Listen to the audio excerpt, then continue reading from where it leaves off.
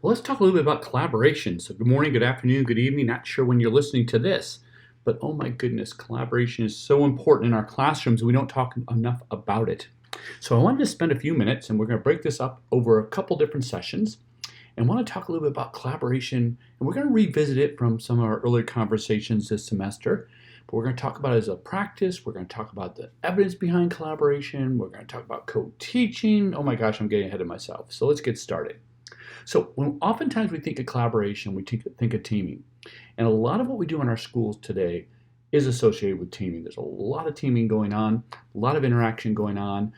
Some of us have probably already served on some teams. Some of us will definitely serve on teams when it comes to school related. But oftentimes we'll ask ourselves, well, why? Why? Well, let's take a look at, I don't know, you want to call him Jacob or Chuck or Vincent or Sam or whatever name you want to use. But let's think about him. And so let's call him Sam for the moment. Now, Sam has, let's say, elements of autism, or we could say behavioral disorders, or, we can go on from there. But let's just go with the idea of let's go with autism for a moment. And when I think of autism, oh my goodness, all the different things going on with this individual, be it the fact that we're trying to deal with social emotional communication. We're trying to use various technologies. And yes, that's the old flip camera. I love it. We're trying to deal with the issues of Sheldon in terms of social communication. We're dealing with organizations like Ocali, which is out of Ohio and deals with autism. We're trying to integrate various apps. So let's go over to the BD side, behavioral disorders or emotional behavioral disorders. We're trying to bring in elements of PBIS within the MTSS framework. We're also trying to bring in technology. We're trying to bring in apps. We're trying to do assessments. Oh my gosh, we're thinking of other frameworks like Universal Design for Learning. All those different elements. First of all, as a professional, I cannot be an expert by myself. No, I can't. I need help. I need support. I need assistance. I need a lot of different players at the table, let alone the child, let alone mom and dad.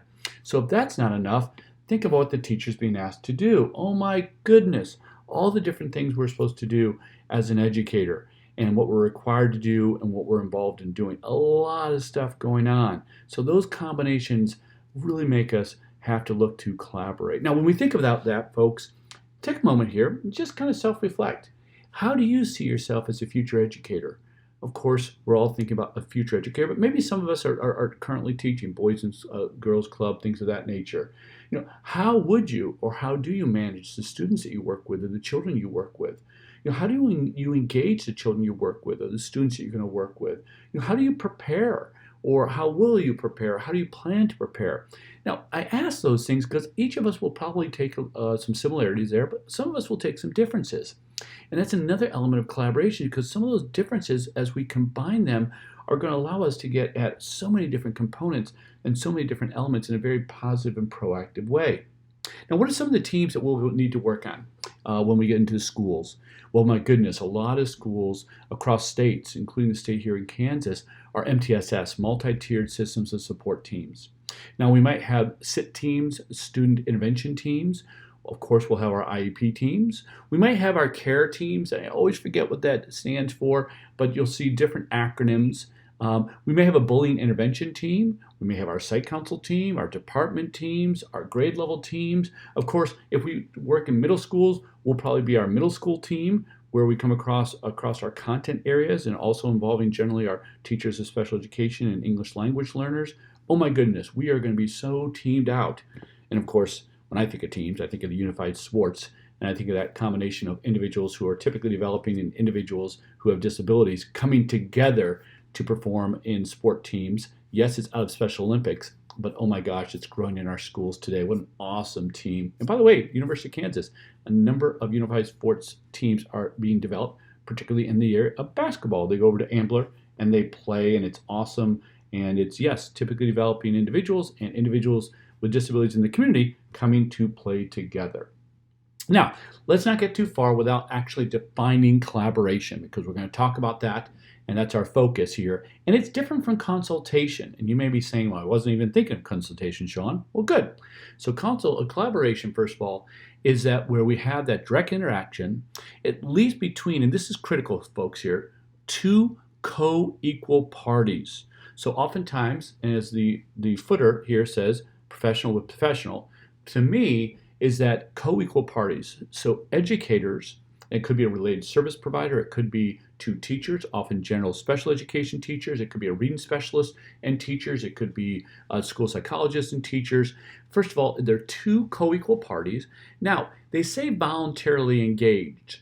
And it is. It needs to come together to try to problem solve together. Now, oftentimes people will push back and go, well, I'm working here and I'm a teacher and I'm kind of required to interact with this behavioral specialist. Is it really voluntary? Well, to me, more importantly, are you co-equals? Are you coming here with shared parity? Or are you looking to one is an expert and one is not the expert? It's very different. That's not collaboration, conversation for another day. We're going to try to come up with shared decision making, and we're going to work with towards a common goal, often centered on a student or a group of students. That's our common goal. We're trying to help those individuals. Now, we'll expand that out, but I want to make sure you're seeing this definition and reflect on it. And I want to reinforce co-equals, engage in shared decision making, working towards a common goal. And of course, voluntary is critical.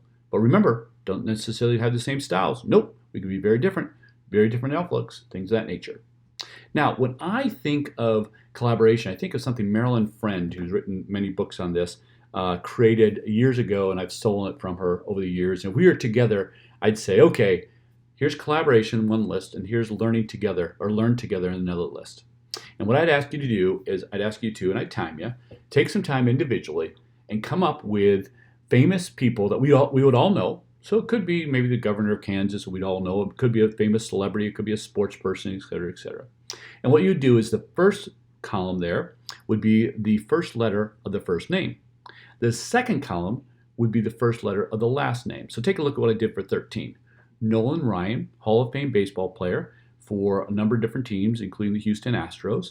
So Nolan Ryan, Nolan the first name, Ryan the second, so NR, okay? So you do the same thing as you go along with C and L at the top, or O and E number 2, or number 3, L and A, okay? Or so, for example, number 10. What could number 10 be? Tina Turner, Tiny Tim, a number of different types of things. Yes, I am showing my age with those reference points. Now, oftentimes I'll give, let's say, 3 or 4 minutes for people to create a list here, and oftentimes what we'll find individually, they might have 2, 3. You may have some folks 4 or 5 if they've really run with it, but most folks 2 or 3. And then what I'll do, and I'll give them like 4 or 5 minutes. Oh my goodness, does it seem like a long time?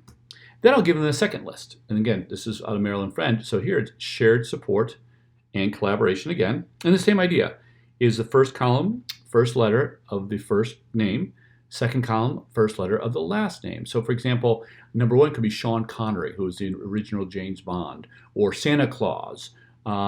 Number 6 could be David Bowie, et cetera, et cetera. And so you go along here. Now what I find is that now, oh, by the way, what we do here is we give folks now the ability not to go onto Google, but to work together. So now I put folks together and say, hey, go to a pair, go to 3, go to 4 people. Come together and create this list now.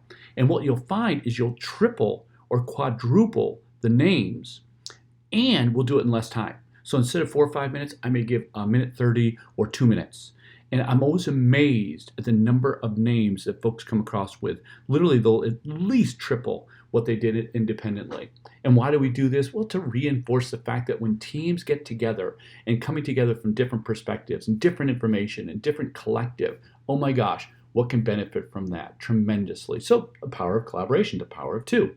And we need to remember, and we talked about this back with Universal Design for Learning, that everyone has a jagged profile. Everyone's different. You know, I think of a colleague I work with who's teaching another section of this class, Amber Rowland. And Amber and I, oh my gosh, we're very much opposites in lots of different ways, particularly when we do our productive work. Amber's one that will get very productive 10, 11 p.m., easily midnight, and sometimes up to 1 or 2 a.m. in the morning. Now me, oh my gosh, forget about it. Now, I can be very productive at 4, 5 a.m., 6 a.m., 7 a.m., 8 a.m. when I get up. I can be very productive, particularly in my writing, particularly in my language skills. So now collaboratively trying to work together on this, and we've tried where, okay, it's 11 o'clock at night, she's running, and I'm like, what? Or let's meet early morning. She's like, no, forget about it. But yet, when we work together, especially on some projects, we may not work face to face, but if you take a look at the math, we're probably working 22, 23 hours a day. We're being very productive, and yet we're very, very different. And we're collaborating, but maybe not face to face in those times. All right, so want to reinforce the fact that we are all coming from differences, and that's why bringing us together might benefit the individual we're working with, the problems we're trying to determine, the decision making we're trying to get into. Now, before we go too much further, we need to make sure, oh wait, Sean, does the practice work? And actually it does. So there's things called high leverage practices. We briefly touched about this with evidence-based, briefly, but high leverage practices come out of a couple different efforts, national, and there's a special education effort, and of course there's the general education effort. The teaching works is general ed, the high leverage practices in special education is Special Education Council of Exceptional Children. The U.S. Department of Education has condoned these, and by the way, they've organized themselves into, for special ed, 4 different areas. And the 4 different areas are instruction, assessment, social emotional, and yes, collaboration. So the first one, it says collaborate with professionals to increase student success. They say this is a high leverage. If we do this, we will move forward in a very effective manner. And we'll get into this in a subsequent presentation for this week about co-teaching. So that's a way of collaborating with professionals. Okay, and we'll talk more about that. Now, another component is organize and facilitate effective meetings with professionals and families. Now, we're not going to get into the depth that I'd like to because this is a cursory course and there's coursework in terms of integrating with families, but something to think about. It's a high leverage practice, meaning if we organize and facilitate our interaction with families, it's really, really critical. And by the way, we'll talk about that, or we've talked about that when it comes to Nolan and that interaction with families and the power of that. All right, so let's take a break here. We've been moving along here at a pretty good clip. And as we take a break, I want us to think about a few things. All right? I want us to think about the fact that the teams or groups that you've had or are serving on. All right, so it could be here at the college level, it could be in the community, it could be back in high school. Think of the roles that you held in those groups and what did you like about them and what you don't like about them. And by the way, I want to emphasize this. Often the feedback we get every single semester across student bodies, and by the way, this is undergraduate, graduate, and doctoral level, we don't like working in groups. And yet, what we find is group work oftentimes is not only good instructionally, because oftentimes we'll use this in the K-12 environment, but we also find it has better outcomes in terms of decision making, problem solving, and the like. So actually group interaction is something that we've shown data-wise to be very effective, and yet personally at times we don't like working in them. So reflect on that. So we'll end this session for the moment. We'll pick that back up here in just a moment in a second of a series of these presentations. And I hope at least we've got thinking about this collaboration, what it is, how it aligns in some of our realities in our classrooms, in our schools today, and of course the fact that it's based on some good evidence and something we should be doing across professionals and across families.